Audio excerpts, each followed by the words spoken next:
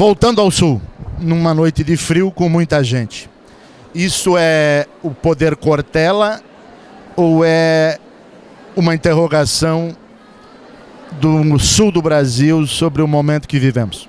Olha, você sabe que o poder Cortella também é o poder do sul. Eu sou paranaense, eu vivo em São Paulo há 50 anos, mas uma das coisas que eu mais aprecio é a possibilidade de nós nos juntarmos para pensar, refletir, debater aquilo que eleva a vida. Eu fico honrado. Eu também acho que as pessoas vieram também por minha causa, não só por ela, mas também por ela. Isto é, pela possibilidade de trazer temas que ajudam, interessam, e porque eu sou alguém também da área de educação. Por isso, esse tipo de força, né, que vem à tona, quando a gente tem mais de 3 mil pessoas se juntam, não só é um orgulho, como é uma alegria imensa. Esse burburinho que fica ao fundo, esse ruído que a gente tem, aquilo que é o som de gente, né, o som de uma vida que não desiste, é bom demais. Professor, o senhor recentemente, na Globo News, entrevista para o Roberto Dávila, o senhor deu um exemplo da China e os pianos, e aquele país pretende em 100 anos ter grandes pianistas.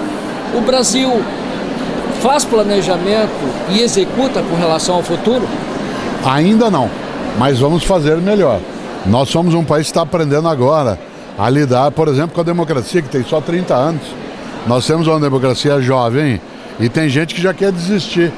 É uma falta de paciência, uma falta de afeto com aquilo que dá trabalho, que é muito perigoso.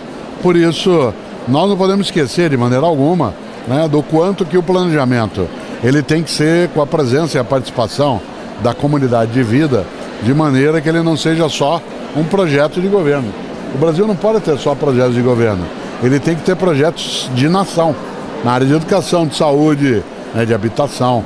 Portanto, isso ultrapassa, né, aquilo que é apenas uma eleição. Nesse sentido, às vezes me perguntam, mas você acha que vai dar certo? Eu falei, se a gente fizer que dê certo, sim. Alguns me perguntam até, o que o senhor espera do Brasil em 2018? Eu digo, não espero nada.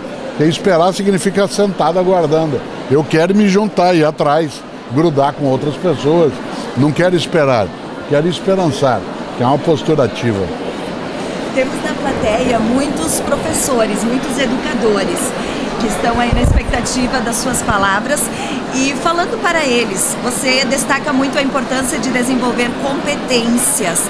De que forma desenvolver competências nos estudantes, auxiliá-los nesse processo, sendo que os educadores ficam muito atrelados a planos de ensino ainda bastante engessados? É interessante porque uma parte das pessoas entende o plano de ensino como sendo um constrangimento de orientação pedagógica. E ele não o é. Se a gente olha a legislação, inclusive no nível federal, ela não obriga que a gente vá exclusivamente naquela direção. Ela sugere. Por exemplo, agora que se discute no Brasil uma base nacional comum curricular, ela é uma sistemática de orientação em relação ao tipo de objetivo que tem que ser alcançado. Mas não deixa amarrada essa perspectiva. Em alguns momentos, há algumas redes de ensino que acabam fazendo com que o docente se sinta constrangido naquela direção. E não é só desse modo. Por outro lado também, de nada adianta eu oferecer uma base comum, seja onde for, e não dar os meios para que ela seja ali executada. Por isso, acho que professores e professoras, né, aquilo que no Rio Grande do Sul às vezes as pessoas chamam de prof, né, somos pessoas que curiosamente somos capazes sim de criatividade. Agora, em relação aos alunos e às alunas, nós temos que lembrar que a tarefa da educação é gerar autonomia e não dependência.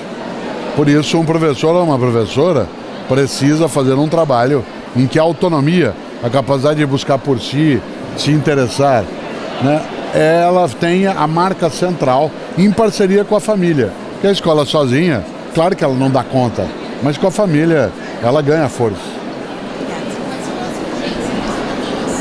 A primeira delas é a gente romper um certo susto que as famílias têm hoje em relação à nova geração, quase que dizendo a frase, eles são assim, eles não têm jeito, eles são dessa maneira, como se eles tivessem nascidos prontos. E a primeira urgência é entender que eles não nasceram prontos, que eles são como são, as crianças e jovens, aquilo que nós admitimos que eles sejam. né, que nós os formamos. Essa é a primeira. A segunda é não desistir, é não achar que não tem alternativa. A terceira é a humildade, é saber que a gente não sabe tudo para lidar com esse novo mundo mais veloz, com uma tecnologia inédita e que ultrapassou até nossa capacidade de acompanhar. Por isso, humildade para se juntar com outras pessoas, para a gente aprender, para fazer direito aquilo que a gente tem de fazer. O senhor falou no lançamento do livro sobre a importância da responsabilização das crianças e adolescentes por parte dos pais, né? E hoje a gente vive uma época que parece que ninguém é responsável por aquilo que propaga. Onde a gente está falhando em ensinar esse senso de responsabilidade? Uma parte das novas gerações, isto é, mesmo em cidades menores, ou mesmo em regiões menores, em que você não tem aquela vida da metrópole extremamente atribulada, uma parte das pessoas, elas perderam a capacidade de criar os seus filhos de modo mais comunitário. Vou dar um exemplo concreto. Eu fui criado com primos e primas, parentes, vizinhos, amigos. Com 10 anos de idade, eu ajudava a cuidar de criança com 8, com 6. Um de nós cuidava dos outros. Hoje, parte das pessoas, ao se casar, por exemplo, se o faz, se separa, vai viver distante da família, cria seu filho isoladamente. Às vezes você tem um menino de 30 anos de idade que nunca cuidou de uma criança. A primeira vez que ele vai ter que cuidar de uma é quando ele ou ela se torna pai ou mãe. E não sabe fazê-lo. E nesse sentido... Mas isso aí está no Google, né? Oxalá. Mas não automaticamente. Porque no Google também está como fazer um bolo de chocolate e eu não sei fazê-lo. Só olhando ali. A receita é o ponto de partida. Né? Nesse sentido, hoje, uma parcela daquilo que a escola pode fazer, ela é sim possível, mas ela é limitada. Cabe à família agregar a força nisso, mas cabe à escola não deixar a família desamparada sem saber o que fazer. Uma atividade como essa hoje, por exemplo, ela agrega a comunidade, né, em Estrela e região. Ela não pega apenas quem é docente dentro da estrutura escolar. Por isso é que é bom. A educação, pelo jeito, está muito bem. Todos ontem no debate falaram sobre educação. Que perspectiva podemos ter disso? O senhor, que é um homem bastante calejado, experiente, conhecedor dos bastidores da política, até porque muito tempo foi secretário, ou algum tempo foi secretário de Educação. A primeira coisa é que a gente não pode ter uma visão catastrofista da educação brasileira e achar que ela não teve nenhum movimento de melhoria. Ao contrário, nos 30 anos mais recentes, nos 2 governos do Fernando Henrique, nos 2 do Lula e no primeiro da Dilma, nós tivemos um avanço muito forte na área de educação. É que nós estamos tão ruins que esse avanço, ele ainda não nos colocou numa posição mais confortável. Então não dá para ter uma posição que seja catastrofista, mas também não pode ter uma posição triunfalista, que é aquela que acha que tudo bem, agora a gente já está no rota, no caminho. Ao contrário, né, para usar o Winston Churchill, né, nós não estamos no começo do fim, nós estamos no fim do começo, mas a gente começou, e isso é inédito. Feito? Mais alguém? Só mais uma. Com certeza, a vida monástica influenciou bastante nos seus conceitos de filosofia. Até de uma maneira filosófica, como o senhor vê a situação que o país enfrenta hoje com relação a essa questão do aborto tão debatida, assim como a violência sexual, que nós estamos enfrentando um índice astronômico horrível. Como o senhor vê alguma coisa a respeito disso? Isso, a primeira delas é que o debate está mal colocado porque ele está colocado no judiciário. E uma nação que tem uma democracia decente coloca essa discussão no legislativo.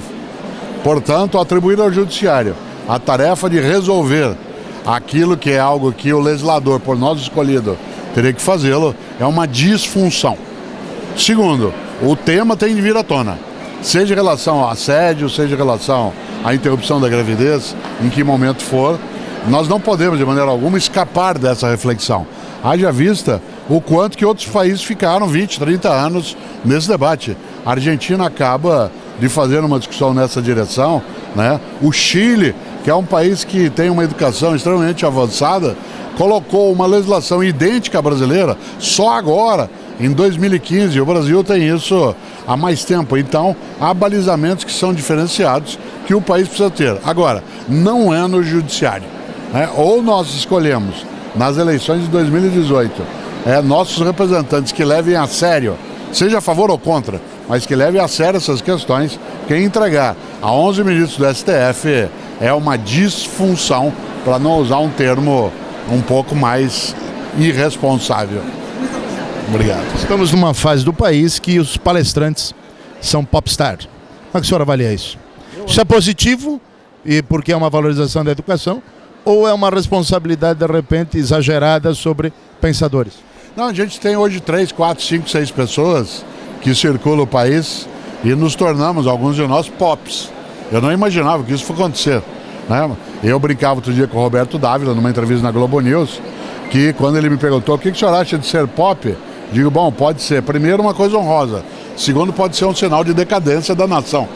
Quando nós, professores de filosofia, nos tornamos mais populares, e curiosamente, todos com alguma passagem pelo mundo religioso, né? Porque eu fui monge, estudei com os jesuítas filosofia, o Leandro Carnal foi jesuíta, gaúcho, né? Viveu dentro disso.